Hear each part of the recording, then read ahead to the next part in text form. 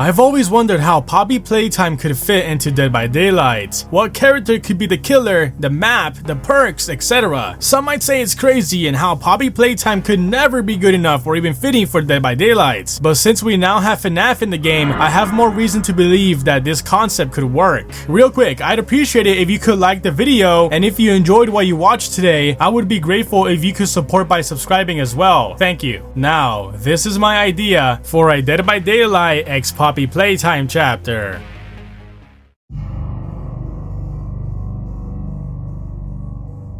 First things first, the killer. I personally think the doctor is the perfect fit for the chapter. I know we already have a doctor in Dead by Daylight, but there could be two, okay? The doctor is like the face for being the main Poppy Playtime villain, next to the prototype, but we're not sure of him yet completely, visually wise as well. The doctor has a good physique, appearance, and fits in well with the other killers on the roster. I know Huggy Wuggy is like the main face for Poppy Playtime, but he is too tall to be shortened down for DBD. Mob Entertainment did it for Project Playtime, but you can't really compare to how DBD and Project plays and how different the gameplay feels and looks. Miss Delight could also fit in the game, but she is not as popular compared to the doctor.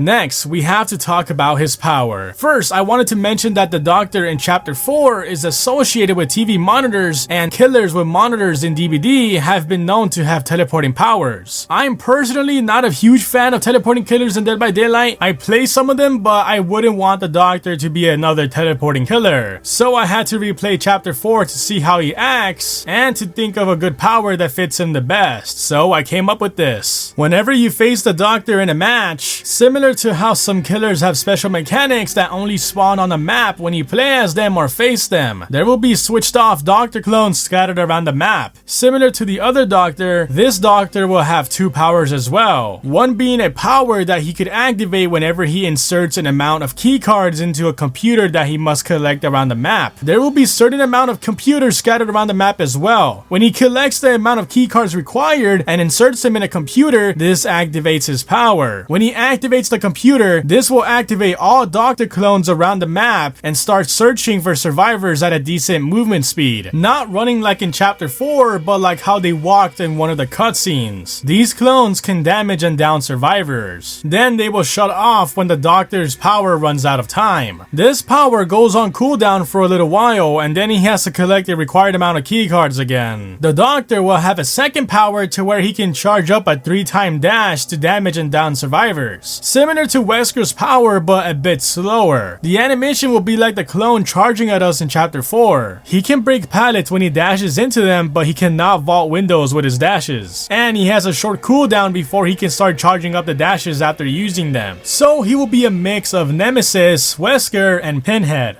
Now, his Mori is the interesting part I had to think of. How would the Doctor Mori a survivor? This is what I came up with to best match his character from Chapter 4.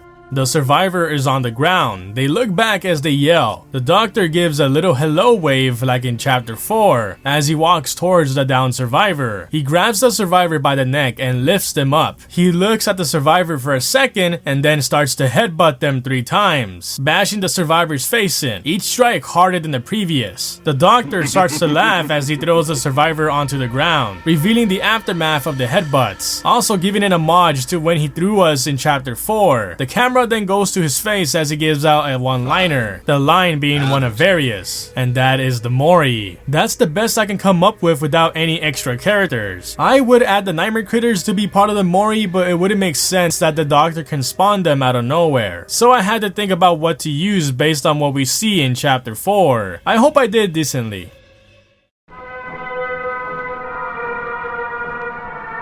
His perks were definitely a bit tricky to think of. There are so many perks in Dead by Daylight that some of them are very similar to each other. So I apologize if any of my perk concepts are already existing perks in DBD. I don't know every single one from memory. Here are his 3 teachable perks. The first one being Beneath My Skin. This perk activates whenever a survivor is watching you from behind for 3 seconds within a certain range. The perk notifies you via a sound alert and it gives you a timer of 15 seconds. seconds. If you find and damage the survivor who alerted you within that 15-second timer, that survivor's aura gets revealed for 10 seconds. The perk goes on cooldown for 60 seconds. The sound alert time is based on the perk's tier. Tier 1 is 5 seconds, Tier 2 is 4 seconds, and Tier 3 is 3 seconds. The second perk is Sleep Well. This perk activates when one survivor gets hooked. Hooking every survivor for the first time gives you a token. When you reach the maximum of 4 tokens, every survivor is affected with red gas, giving the survivors the impaired vision effect, with red gas fogging up their screen and dimming their vision a little bit. And it reduces their movement speed by -5% for the remainder of the perk's time usage, similar to Clown's bottles. After the perk is done with its usage, the perk deactivates for the rest of the match. The perk's time usage is based on the tier of the perk. Tier 1 is 30 seconds, Tier 2 is 40 seconds, and Tier 3 is 50 seconds. And the final perk is Hex Playtime. This perk is deactivated until the killer receives 1 token after hooking a survivor. When hooking a survivor, you gain 1 token and a random totem gets lit. Achieve the total amount of 4 tokens after hooking all 4 different survivors, and each totem lit gives the killer a 3% increased movement and vaulting speed, the total speed being 12%. Survivors can cleanse the totems and deplete the killer's extra movement speed. If they cleanse 1 lit totem, the killer's extra speed decreases only 3%, and this continues until all 4 totems are cleansed. After all 4 lit totems are gone, this perk deactivates for the rest of the match. The perk at Tier 1 gives you a 1% increased movement speed, including the vaulting speed, Tier 2 at 2%, and Tier 3 at 3%.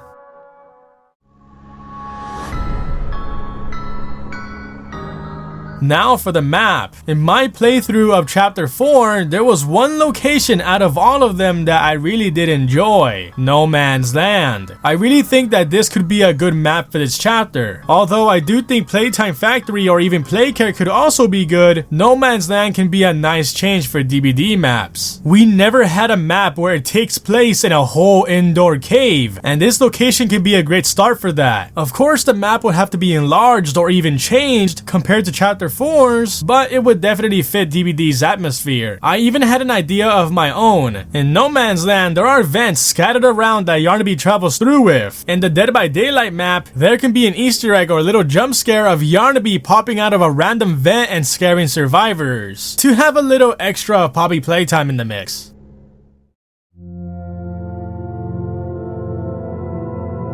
For cosmetics for the Doctor, there are a few options. They could be based off the concept art of the original Doctor design. He can have a brown or white cloak, no cloak, and a blue with white cloak. For the survivors, they can get a cosmetic of the Extraction Specialist with different colors from Project Playtime or Playtime Co. I believe that would be the best fit for survivors. And that was my idea for a Poppy Playtime chapter for Dead by Daylight. Not perfect, and there could be a lot of flaws with my ideas, but it was something I had fun creating. What do you all think of it? Let me know what your thoughts are in the comments. Well, anyways, if you guys did enjoy the video, go ahead and leave a like and subscribe to join the Ring Army. My name is Nized, and I'll see you guys on the next run.